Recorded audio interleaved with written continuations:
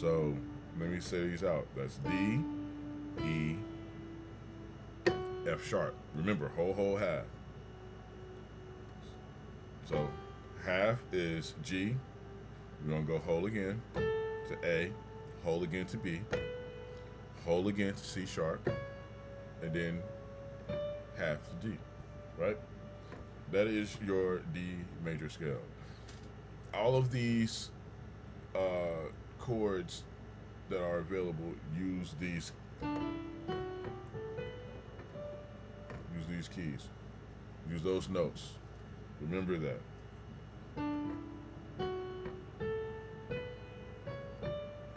Ironically, B flat major 7 does not. B flat whole whole half whole whole whole half, right? Whole whole half whole whole whole half. There is no B flat major. So what are they doing? They're borrowing a chord, probably from. No, they're not borrowing from the relative minor, but it's a chord that's close enough that gives it a unique sound, a finality, and also it's not. No, it doesn't give it a finality. More so, it gives it more of a looping feel. I feel like. So, as a matter of fact, let me show you this. I've got my ass in the frame. My bad. Yeah, I had to see my cheeks. All right, so I wrote out the major and minor scale in a book, a journal book that my girlfriend gave me, because I'm crazy and nah, I'm not crazy, fucking brilliant, but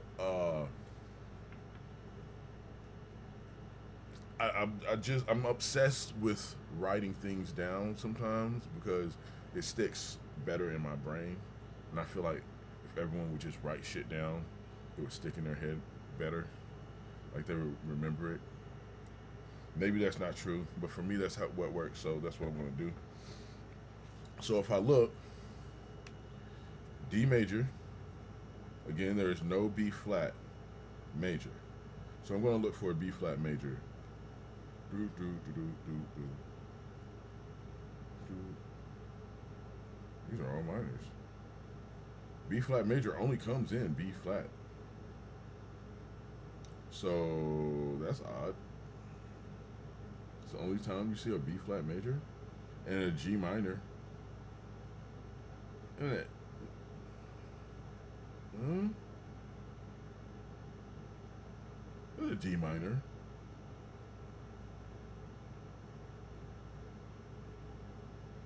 So you see it show up more on F. Maybe it's borrowing from F. Hmm. I have no idea. This is interesting to me. I'm sorry, I'm off on a tangent.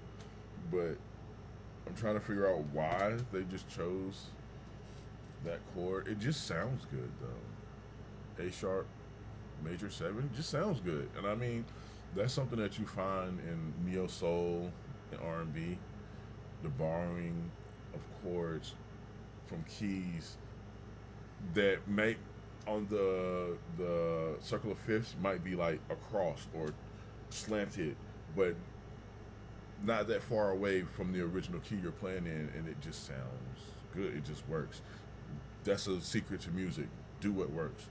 So enough of that drivel. Let's actually get on to the main thing.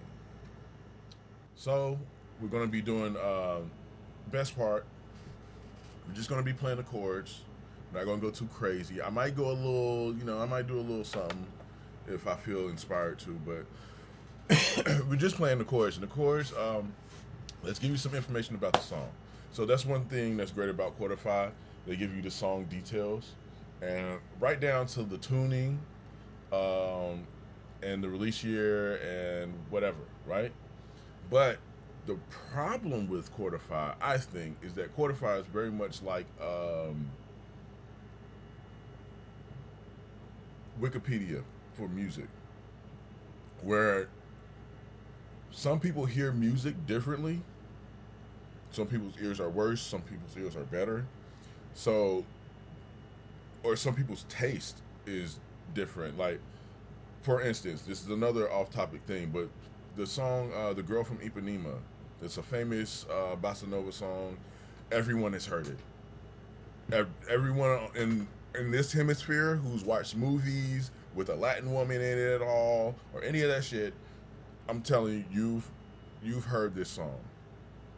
So it was, I believe, published back in the 50s. But its original composition, I believe, is in F major, maybe. I can't remember. I should actually double check before I say that.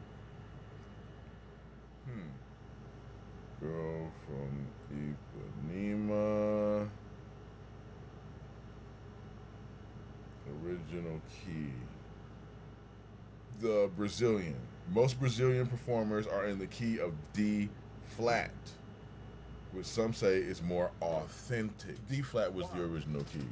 So you might have people with different tastes on Quarter 5 who change the keys according to. I'm still promoting this shit, aren't I? Anyway, my point is, the song is in the best part. It says the song is in the key of D, so we're gonna Google that. Best part, original key. Best part is in the key of D major. The song uses 4 chords that repeat throughout. So actually, Quarter 5 says this. And it is D. And yeah, so it's D major, A minor 7, G major 7, and A sharp major 7, or B flat major 7. In order to get a major 7, you need a major third over top of your major triad. So D is your major triad. Throw that major third on there, which is 1, 2, 3, 4. That is your D major 7. And that 4 half steps, that is a major third. From the A. So yeah, there you go. That's how you make that. And since you know how to make that in D major 7, then G major 7 and A sharp major 7 are easy. Let's start with G major 7. You go G. 1, 2, 3, 4, which is a major third. Then you have B, and you go a minor third. 1, 2, 3. That's D. Then you go a major third again. 1, 2, 3, 4. And that is G major 7, right? And then for the A minor 7, just make a minor triad, and instead of putting a major third on there, so 1, 2, 3, 1, 2, 3, 4. Then you go up 1, 2, 3, minor third. Then you get your A minor 7. So boom. If you were to go up, that would be A minor major 7. You hear how dissonant that is? Now, that's for like dramatic effect. That's to startle the audience. That's not for smooth transition. Which this song is pure smoothness, buttery smoothness, which is why I was going off on how much I love her. Can't help it. But so let's get into it. So now that we know how to play the chords, let's go ahead and play the chords.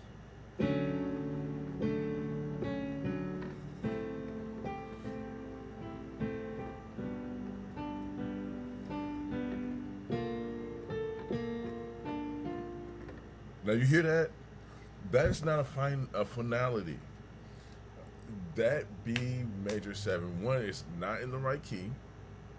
We are, and Jacob Collier, who is a fucking wizard at understanding how chords and keys work together. Like he has an understanding of music that I admire, the way I admire Nikola Tesla or someone like that. Like he is a true wizard, a true genius at his craft, and I aspire to be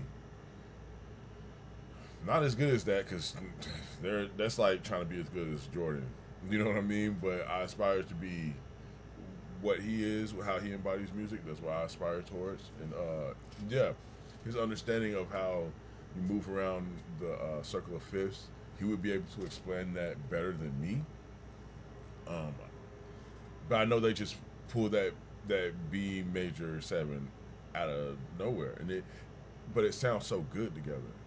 Everything's everything works so well together that that B major seven just like continue, and you go back to the root. The root feels fine, and then you, mm-hmm,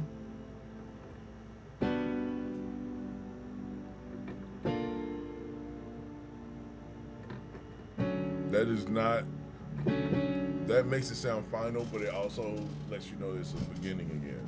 It's like taking a step forward in this circular loop um, that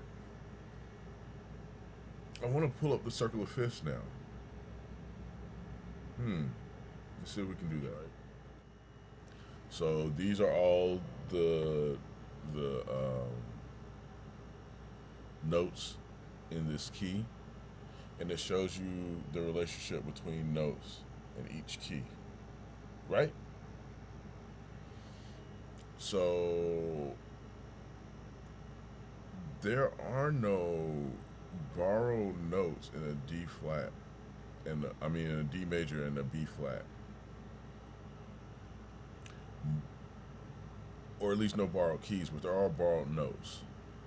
So D is one of those notes, right? There's a similarity, but it's a D minor, not a D major. But if you listen to D major and then D minor,